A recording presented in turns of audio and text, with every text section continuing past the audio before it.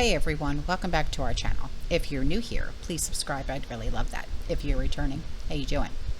What we're going to talk about today is the fact that the European Parliament and the Council of the European Union have reached a final agreement this week on the establishment of the European digital identity wallets.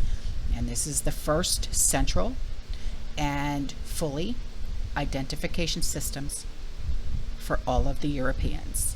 But if you think it's only going to hit Europe, just wait. Now, under this new law, the EU will offer its citizens so-called digital wallets on a voluntary basis, at first that is, which will contain digital versions of their ID cards, their driver's licenses, their diplomas, their medical records, and also the bank account information.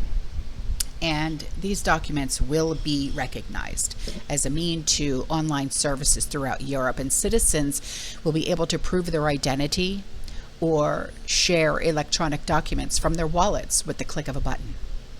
This marks an important step towards the Digital Decade 2030, which targets on the digitalization of public services. All EU citizens will be offered this possibility to have a EU digital identity wallet to access public and private online services in full security and protection of personal data all over Europe.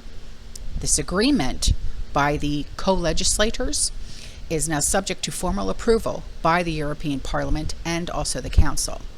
Now, once this is formally adopted, the European Digital Identity Framework will enter into force on the 20th day following its publication in the official journal. And this agreement follows on the heels of the G20 summit that was in September, where the leading global economies agreed to build the necessary infrastructure to implement digital currencies and digital IDs. Now, this agreement came just weeks after the head of the European Central Bank announced that the European Union was moving forward with the development of its new CBDC, the digital euro. And conservative EU lawmakers and cybersecurity experts have opposed these developments, warning that large-scale abuse is inevitable in an all-encompassing digital identity system.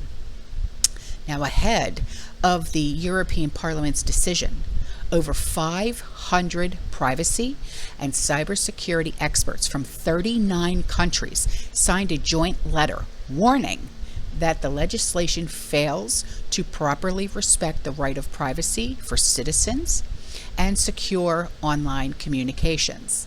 Most EU lawmakers ignored everything that the privacy experts and security specialists said. They're pushing it all through, but it's not too late. Parliament still has to vote about this. And this administration, the Biden administration, released a comprehensive framework for responsible development of digital assets in September of last year. 100% digital system would be controlled centrally, and that a person's money could potentially be limited to a particular geographical area. Such a totalitarian system could also allow the state to limit people on what they are allowed to buy. Let's say, for instance, they want to make a mandate of any kind, whether it's arm ticket or this, that, or the other. Your financial transaction ability can and will be turned off. Your access to your financial assets can be denied or stopped if you do not do what you are told. Now, any CBDC system will be a system of totalitarian control tied to a Chinese-style social credit score, if you will. It just becomes a social engineering tool. It's the ultimate control freak gizmo. And the idea of this digital identity system is not entirely new. In some countries, digital identification has already been implemented for government services and also online banking. However, expanding the use of digital IDs to cover all online activities would be a significant step towards global ID for everyone. No ID, no access. That would change the nature of identification and verification systems worldwide. While it may seem to make sense on some levels, the threat of personal freedoms and potential for abuse by the government is vast. Now, in the same way that digital currency provides authorities the ability to track and record every online financial transaction that you make, digital ID will provide the same for every click that you make online. Do we really want the government to have real-time access to our web browsing?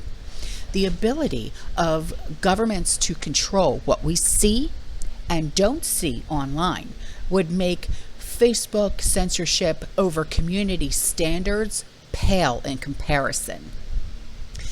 That which is branded hate or misinformation would be blocked. And as conservatives have learned, it is often traditional biblical values that are branded as such. Now, the United Nations has made no secrets of its plans to have a global digital identity as part of its Sustainable Development Goals set forth in Agenda 2030. Some of the more controversial technologies already being talked about for maintaining such a digital ID system are chip implants that can be inserted into someone in chip form. You would then scan that chip ID over an internet-enabled device to gain access. And it has been suggested that these chips could not only be used as a form of biometric identification, but also incorporate a digital wallet, digital currency, and health records. This is slowly marching towards acceptance of technology that is described in the book of Revelation. Revelation 13 describes a time in which a mark in the right hand or the forehead would be used as both a symbol of identification with the Antichrist and a means to conduct commerce. Now, without that mark, you cannot buy, you cannot sell. Agenda 2030 is still 6 years away, but at the rate of technology and society is changing, we may see such changes faster than anyone ever thought. Now is the time to get educated about what the book of Revelation says about the end times. Why? Because our entire world is about to change. All right, guys, I'm out of here.